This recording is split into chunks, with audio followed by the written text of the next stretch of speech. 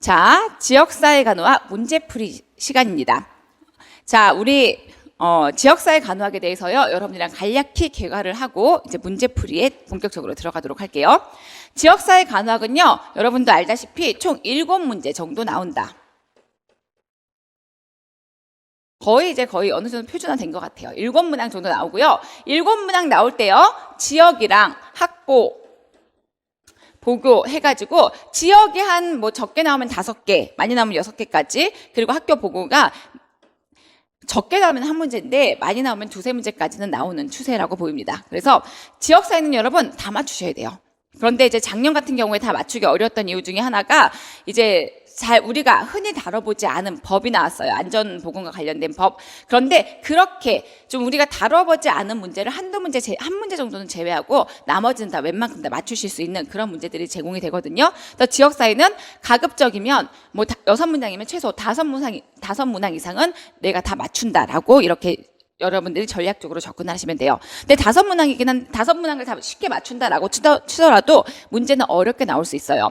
그러면 어떤 문제가 흔히 나오는지 어느 정도 여러분들이 개괄을 하고 이제 우리 지역사회로 공부 내용으로 들어가도록 할게요. 지역사회 여러분들이 지금 5월, 6월에는 어떻게 공부를 해야 되는지 공부 방법부터 얘기를 하면요. 전체 개괄을 하셨죠, 머릿속에. 일단 항상 공부를 시작하시기 전에는요. 제일 처음에 전체 개괄을 하고 공부를 시작하셔야 돼요. 그래서 아침에 여러분들은 지금은 이젠요, 아침도 없고 저녁도 없어요. 눈 뜨면 자꾸만 읊으셔야 돼요. 그리고 5월, 6월에는요, 뭐가 돼야 되는 거죠? 암기가 돼야 돼요. 전체 개괄일부터 시작해가지고 전반적인 내용이 암기가 돼야 되는데요. 이렇게 암기를 하기 위해서 우리가 1월부터 4월까지 구체적으로 하나하나 꼼꼼히 보면서 이해를 시켜드렸어요. 그래서 여러분들은 책을 읽으면서 막히는 부분이 가급적이면 적어야 되고, 그 다음에 여러분들이 어떻게 한다? 이제 아침에 딱 눈을 썼어요. 그럼 아침에 눈 뜨자마자 전체 개괄을 하세요. 우리 눈 뜨면은 당장 이제 막 눈 떠가지고 바로 일어나서 세수하는 사람들도 있고, 약간 침대에서 뒹굴뒹굴 하다가 나오는 사람들도 있잖아요.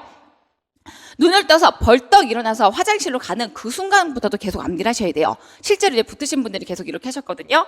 왜냐면 시간이 우리가 많이 없다 보니까 눈을 떠가지고 내가 좀 지역사회 전체적으로 개괄을 한번 해봐야지 라고 생각을 하시면요. 지역사회는요, 큰 틀은 3개예요. 기본적으로 지역사회 간호의 이해하고 지역사회 간호를 적용하는 간호 과정과 그 다음에 마지막에 누구들에게 들어가는지에 대한 대상들, 이렇게 큰 틀 3가지가 있거든요. 이걸 나눠가지고 여러분들이 하나씩 머릿속에 떠올리시면 돼요. 자, 오늘은 내가 지역사회 간호에 한번 이해를 읊어볼까? 라고 시작하면서 그러면 이 지역사회 간호의 정의가 있었지, 그리고 지역사회 간호의 이론이 있었지, 그리고 지역사회 간호의 목표가 있었지, 그리고 정책들이 있었지. 그래서 여러분들이 하나하나 자꾸 떠올리는 연습을 하셔야 돼요. 여러분이랑 저랑 같이 할 거고요. 이렇게 해서 전체 개괄이 어느 정도 짧게 끝났으면요, 이제 책상 세수하고 양치하고 밥을 먹고 어느 정도 읊으면요, 이제 여러분들이 공부를 시작하실 거 아니에요. 혹은 출근하시는 분들은 출근을 하실 거고요. 기타 자기 삶을 살 텐데, 그 다음에 이제 자기에게 주어지는 시간에는 5월, 6월에는요, 문제를 푸세요. 일단 기본적으로요, 공부하기 전에 문제를 푸셔야 돼요. 공부를 다 한 다음에 문제를 확인하는 게 아니라, 이때는 여러분 문제를 잘 풀 필요 없어요. 문제를 딱 갖다 놓고요. 왜냐면 저희가 이제 문제는 한 20문제씩 해가지고 50개의 패턴으로 나눠가지고 여러분들에게 이제 자료를 드리거든요. 물론 그 이상으로 더 문제가 더 많기는 해요. 근데 패턴을 그렇게 나눠가지고 드리니까 여러분들이 내가 하루에 20문제는 푼다, 이렇게 생각하시면 좋아요. 그리고 그 20문제를 아침에 자리에 앉아가지고 문제를 한번 훑어보세요. 그러면서 내가 이 문제를 풀 수 있는지 없는지 머릿속으로 그려보세요. 그러니까 잘 쓰실 필요 없어요. 그려보시고 그 다음에 이제 한번 쭉 20문제를 훑어보면은 내가 풀 수 있을 수 있고, 그 다음에 떠오르는 내용들이 있고 떠오르지 않는 내용들이 있어요. 그 다음에 이제 여러분들이 본격적으로 그날에 공부할 그 범위 분량을 공부하시는 거예요. 그리고 이제 공부가 어느 정도 끝났다 그러면 본격적으로 답안지를 구입하세요.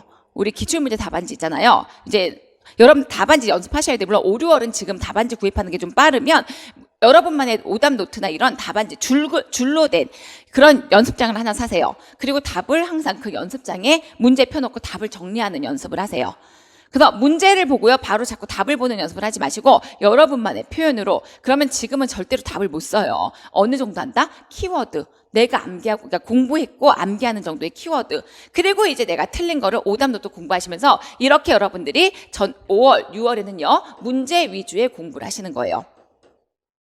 그래서 여러분들 하루에 20문제는 기본적으로 5월, 6월이면 하루에 우리가 60일이잖아요, 대강. 근데 문제는 제가 한 50개를 20문제 문항씩 50파트로 나눠드렸기 때문에 일요일만 제외하고 나머지는 매일 하루에 20문제씩 문제를 푼다. 이렇게 여러분들이 생각을 하시면서 범위도 그 정도로 여러분들이 스스로 짜가지고 문제를 푸시면 마지막에 6월쯤 되면요. 문제를 그럼 하루에 2번 보는 거예요. 처음에 공부 시작하기 전에 문제를 한번 쭉 눈으로 훑어보고 완성된 문장을 떠올리라는 게 아니에요. 키워드, 내가 거기서 뽑을 수 있는 키워드 이런 걸 좀 뽑아보고 생각이 안 나는 건 일단 넘어가세요. 그리고 책을 보시는 거예요. 그 부분에 대한 책을. 오늘 범위는 많이 나갈 거거든요. 간호과정 전까지 나가는데 만약에 오늘 범위 간호 전까지다. 그러면 여러분들이 쭉 이제 여러분들이 이제 제가 여러분들에게 문제지를 드리면 이제 이 이야기구나라고 이제 답안지를 보시면서 아시게 될 건데 일단 그렇게 해서 하루 사이클을 문제풀이 중심으로 5월, 6월은 공부한다. 그러면서 어떻게 돼요? 추가 내용들 자꾸만 이제 여러분들이 그러니까 그 다음에 저녁이나 이럴 때 여러분들이 스터디를 하거나 아니면 혼자 내가 이제 문제 풀었을 때 오답 있잖아요. 오답 중심으로 해가지고 스터디를 한다라든지 아니면 나 혼자서 오답 노트를 만든다라든지 그리고 밤에 자기 전에 내가 틀렸던 부분을 다시 한번 떠올리면서 이제 어느 정도 답안에 나와 있는 그런 어느 정도의 내용을 머릿속에서 다시 떠올리시는 거예요. 그러면 어떻게 돼요? 하루에 아침에 보기 전에 한번 문제 스크린한 거, 그 다음에 책을 다 보고 본격적으로 답안 푼 거, 그 다음에 마지막에 틀린 거 오답 노트 한 거, 이렇게 해서 하루에 한 20문제에서 많게는 40문제 정도는 여러분들이 문제 풀이 하는데 활용하시면 돼요. 이렇게 매일 하루에 20문제씩 풀고 우리 강의를 들으러 와서는 일주일에 2번 오잖아요. 그러면 일주일에 한 60문제씩 계속 이렇게 여러분과 같이 풀게 돼요. 그리고 물론 60문제가 더 될 수도 있어요.